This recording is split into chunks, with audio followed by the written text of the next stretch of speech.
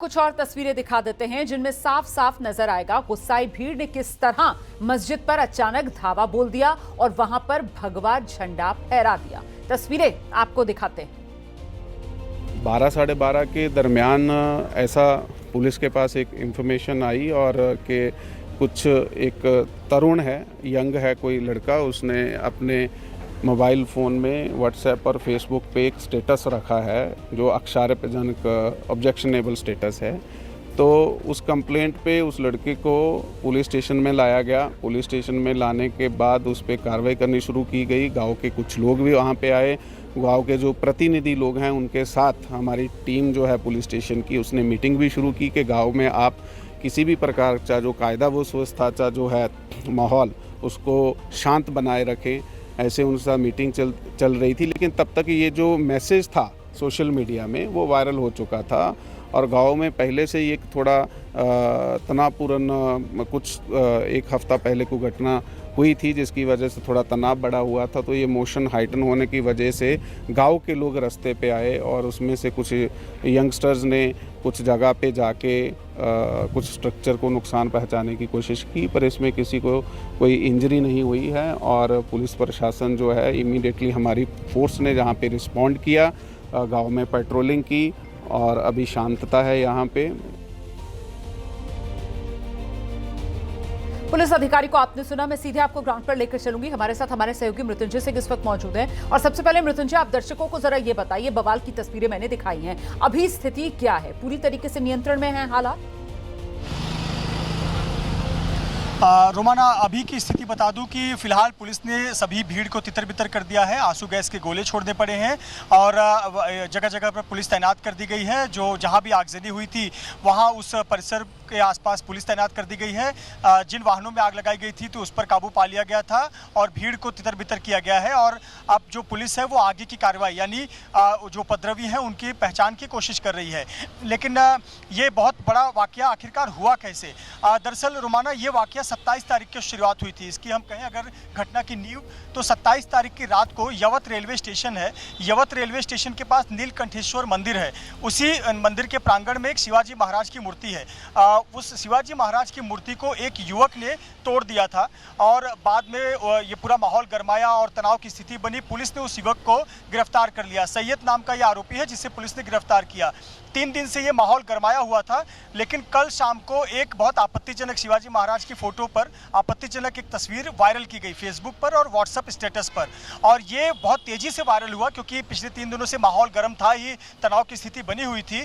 इससे पहले कि पुलिस आरोपी को हिरासत में लेकर कार्रवाई करती, लोगों तक मैसेज पहुंचाती कि इस पर कार्रवाई की गई है, ये पोस्ट इतना वायरल हुआ कि आज इस इलाके को बंद करने का आह्वान किया गया और 12:30 बजे के बाद भीड़ इकट्ठा होने गई। जो गांव के युवक थे उन्होंने सड़कों पर आकर बाइक रोकना और 2 बाइक चलाना और उसके बाद भीड़ उपद्रवियों की दूसरे इलाकों में जाना। आपने एक तस्वीरों में देखा कि किस प्रकार से एक मस्जिद है उसके मीनार पर चढ़कर शिवाजी महाराज की फोटो वाला जो भगवा झंडा है उसे मीनार से बांध दिया। तो इस प्रकार की हरकत करते हुए नजर आए। यहाँ तक कि जो आरोपी है उसके घर पर भी ये भीड़ गई और घर पर भी तोड़फोड़ की। हालांकि उस वक्त वहाँ पुलिस मौजूद थी तो पुलिस ने भीड़ को तितर-बितर किया और लोगों को तितर-बितर करने के लिए आंसू गैस के गोले छोड़ने पड़े। फिलहाल जो अधिकारी बता रहे हैं कि स्थिति कंट्रोल में है, उपद्रवियों को यहाँ से हटा दिया गया है, लेकिन आगे फिर से तनाव की स्थिति ना हो या वापस से कोई फिर से ऐसी स्थिति ना बने, इसलिए जगह जगह पुलिस तैनात की गई है। और साथ ही साथ पुलिस ये भी कर रही है कि जो उपद्रव हुआ है, जो नुकसान किया गया है, तोड़फोड़ किया है, इन पर भी कानूनी कार्रवाई की जाएगी। जी रोमाना, इसी को लेकर मेरा सवाल था कि वो शख्स जिसने शिवाजी महाराज और उनकी जो प्रतिमा है उसमें तोड़फोड़ की और फिर जो जानकारी मिल रही है, जैसा कि आपने बताया कि सोशल मीडिया पर बड़ी आपत्तिजनक तरीके से वो तस्वीर पोस्ट की, उस पर पुलिस की तरफ से अब एक्शन ले लिया गया है क्या? और ये जो उपद्रवी थे इनको लेकर क्या अपडेट है? पुलिस ने कितने उपद्रवियों को अभी तक गिरफ्तार किया है या फिर हिरासत में लिया है और किस तरीके से इनकी शिनाख्त की जा रही है? क्योंकि ये तो भीड़ है और बेकाबू भीड़ है यहाँ जो नजर आ रही है। बिल्कुल रोमाना, देखिए तीन जगह पर पुलिस की एक्शन की ज़रूरत थी। पहला वो व्यक्ति जिसने शिवाजी महाराज की मूर्ति को तोड़ा, उस पर कार्रवाई की गई है, उसे गिरफ्तार किया गया है और उस पर पुलिस ने कार्रवाई की है। उसके बाद पुलिस सूझबूझ सब समाज में शांति लाने और सभी को समझाने का काम कर रही थी, लेकिन कल रात को एक व्यक्ति ने आपत्तिजनक पोस्ट किया सोशल मीडिया पर, फेसबुक पर, अपने व्हाट्सएप स्टेटस पर। अब व्हाट्सएप स्टेटस पर फोटो लगाए तो वो मोबाइल नंबर के साथ स्क्रीनशॉट वायरल हो गया, जिसके बाद ये जो फोटो है तमाम लोगों तक, न केवल उस क्षेत्र में बल्कि आसपास के भी कई क्षेत्रों में ये फोटो वायरल हो गया, जिससे भीड़ जो है वो उग्र हो गई। ये गांव के जो युवा थे वो सड़कों पर आ गए और उन्होंने उपद्रव मचाना शुरू किया। इससे पहले कि पुलिस कोई कार्रवाई कर पाती, कुछ एक्शन कर पाती या समझा पाती कि हमने पोस्ट करने वाले पर कार्रवाई की है, भीड़ उपद्रवी हो गई और तस्वीरों के माध्यम से हम देख सकते हैं कि उपद्रव किस प्रकार से मचाया गया। वाहनों को जलाया गया, साथ ही साथ एक मस्जिद के पास पहुंच गए, वहां पर शिवाजी महाराज की फोटो लगी हुई जो झंडा उसको मीनार में बांधते हुए देखा जा रहा है। बाद में पुलिस अश्रु गैस के गोले छोड़ रही है और उनको तितर बितर कर रही है। तो अभी का जो वाकया हुआ है, आज जो हंगामा हुआ है, इसको लेकर पुलिस कार्रवाई करेगी, जिसके लिए वीडियो के माध्यम से उपद्रवियों की पहचान की जा रही है। और लेकिन मृत्युंजय, ये जो तस्वीरें हैं, ये जो तस्वीरें हैं मृत्युंजय, ये तो पुलिस की कार्यशैली पर बड़ा सवालिया निशान है, क्योंकि यहाँ पर भीड़ और उग्र भीड़, जबकि हालात इतने संवेदनशील बने हुए थे, बावजूद इसके पुलिस की तरफ से कोई एहतियात ही नहीं बरती गई।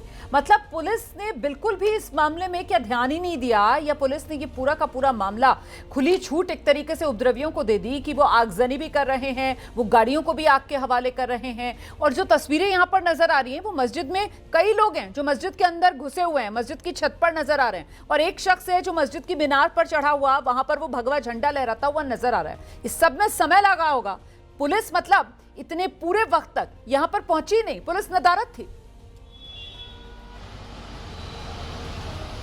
बिल्कुल रोमाना, कहीं ना कहीं पुलिस की कार्यप्रणाली पर सवाल तो उठेंगे ही, खास करके जब ये वाकया 27 तारीख को हुआ और ये पुलिस को समझ जाना चाहिए था कि लोगों में अगर रोष है, आक्रोश है, नाराजगी है, तो पुलिस को कहीं ना कहीं ये समझाना चाहिए था कि आरोपी पर कार्रवाई की गई है और धैर्य रखने की ज़रूरत है, समाज में शांति बरकरार रखने की ज़रूरत है और दोनों ही समाज के पक्षों को समझाने की ज़रूरत थी, ना कि लोगों को इस उकसाने का मौका देने की। और उसी का फ़ायदा उठाकर एक व्यक्ति ने फिर से आपत्तिजनक जब पोस्ट किया तो कहीं ना कहीं एक मौका मिल गया। और साथ में ये भी देखें कि जो राजनीतिक माहौल है, एक बीजेपी के विधायक हैं गोपीचंद पडलकर, वो और एनसीपी अजित पवार गुट के एक विधायक हैं संग्राम थोपटे, ये इन लोगों ने वहाँ क्षेत्र में अलग अलग कार्यक्रम में भी हिस्सा लिया। क्षेत्र में जब विधायक एक्टिव है तो निश्चित तौर पर उसके कार्यकर्ता भी एक्टिव होंगे, और जब वो सभा को संबोधित करेंगे तो इस प्रकार की घटनाओं का जिक्र होगा, और जिक्र होगा तो कहीं ना कहीं जो उफान, जो अंदर भावना हो रही है, वो उफान मारेगा और इस प्रकार की हरकत होगी। तो पुलिस की कहीं ना कहीं सक्रियता पर सवाल उठता है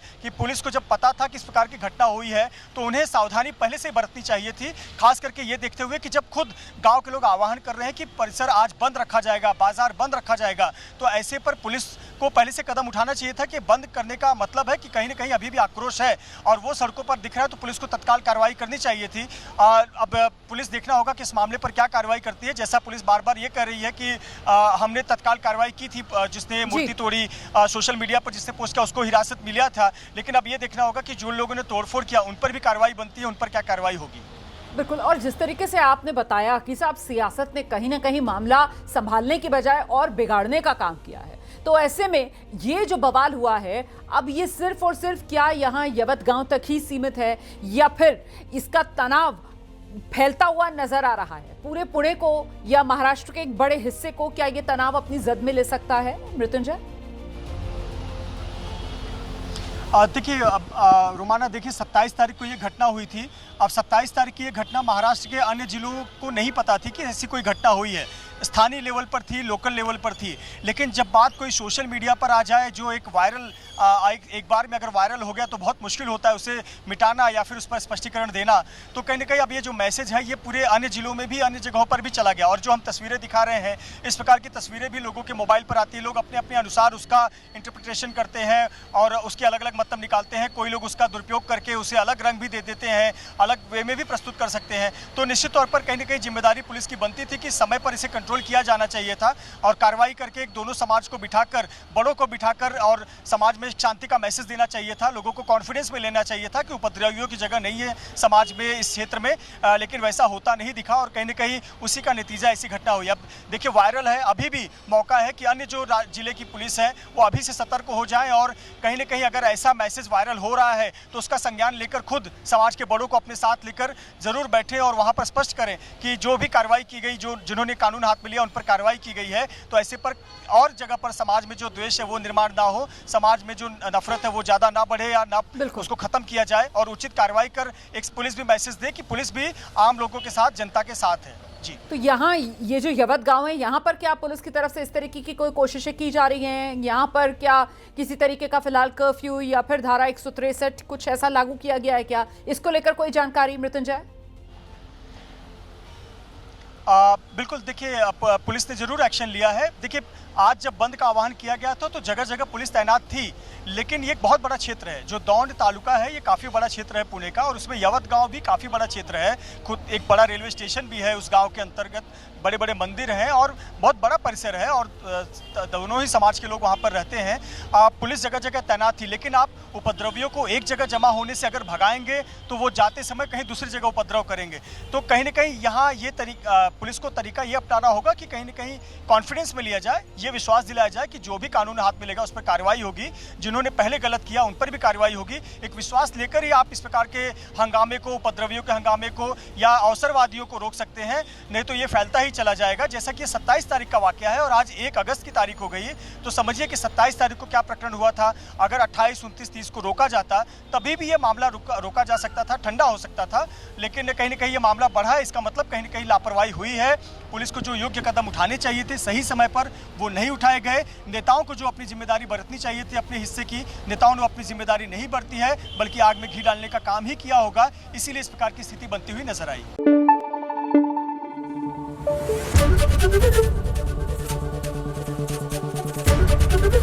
एबीपी न्यूज आपको रखे आगे।